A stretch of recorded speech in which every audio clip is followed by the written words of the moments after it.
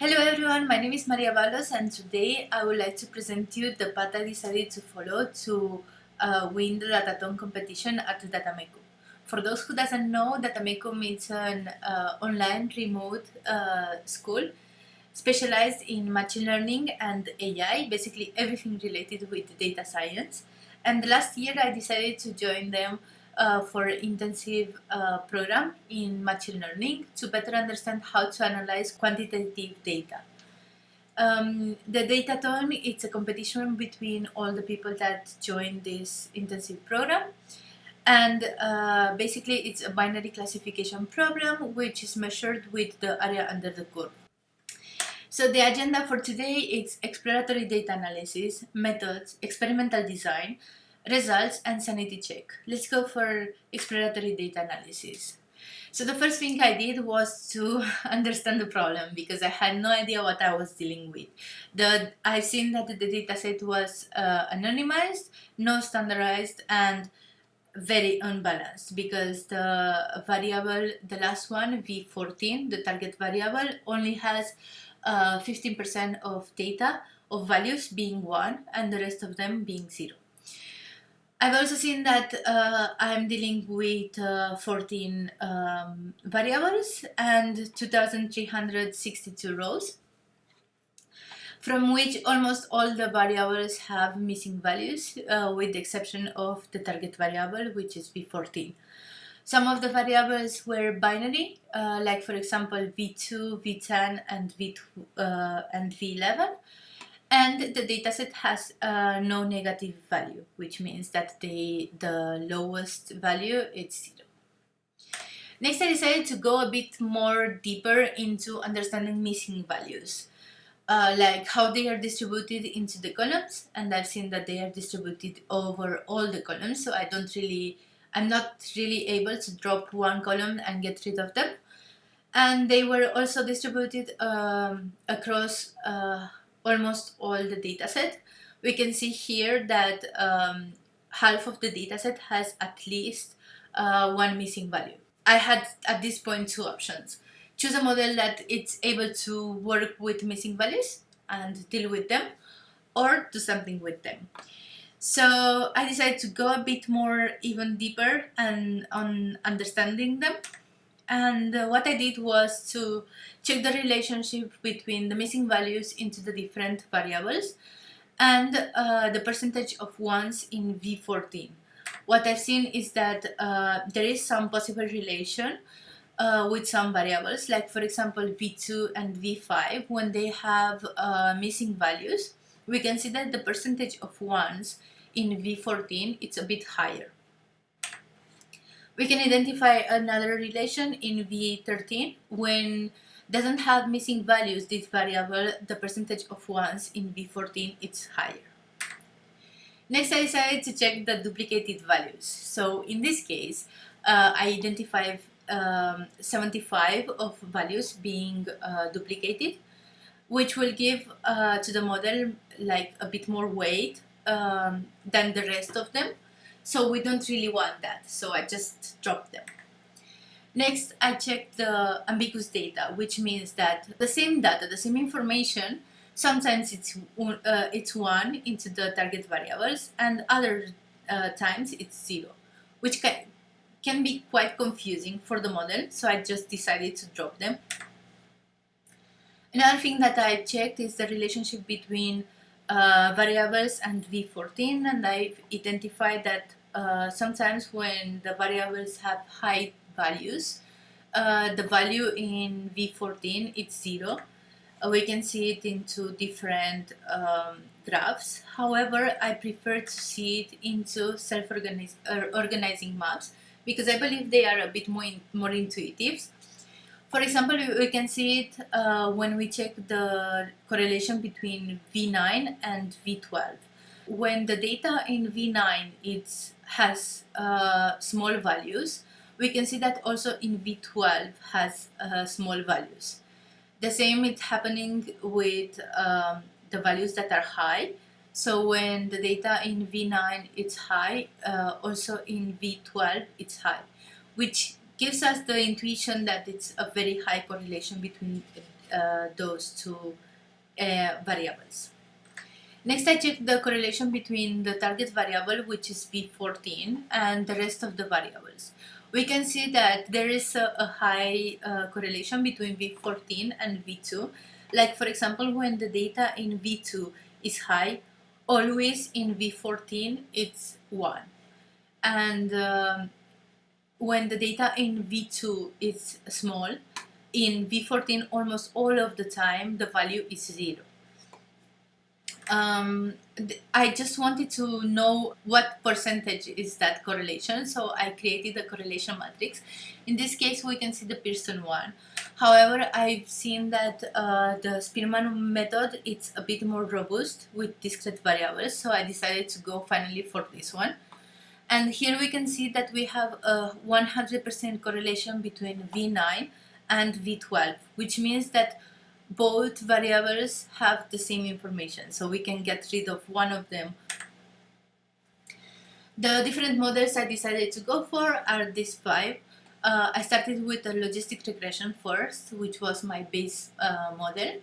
Next, I went for a random forest bagging classifier, extract classifier, and XGBoost. All these 4 last ones are based in decision trees because I've seen that relation that when the data in some variable is very high, the values in V14 is 0. I believe that they can be easier splitted with decision trees, so I just decided to go for a lot of models with decision trees. So in terms of experimental design, the first thing I did was to split the data in training tests. Basically, I just wanted to make sure that I can validate with data that the model hasn't seen into the training. So I went for a k-fold to find the best model, where I had 10 folds. And this data is the one that was used for training the model, and this one for validation. So basically, in each fold, the validation was a different split. Here we can see the area under the curve of that validation in k-fold. And we can see that the best models are random forest and XGBoost, with a very small difference. Here we can see the receiver operating curve of that score, and here is the code. For random forest, I decided to drop that V9, and after checking the model feature importance, I've seen that V10 was not very used, so I just dropped that one too. And here we can see the XGBoost one. I did try to get rid of some of the variables, the ones that I've also removed here, but there was no difference, so I just decided to leave all of them. In terms of sanity check, the first thing I did was to create the initial split a few times, 30 times, because when I trained the model with all the training dataset without key folds, and tested with the model, I've seen that my score, it was dropping a bit, and I was not very sure why. So I just wanted to see if this can be because of a very bad split at the beginning, which made that the data from test is very different from the one in train.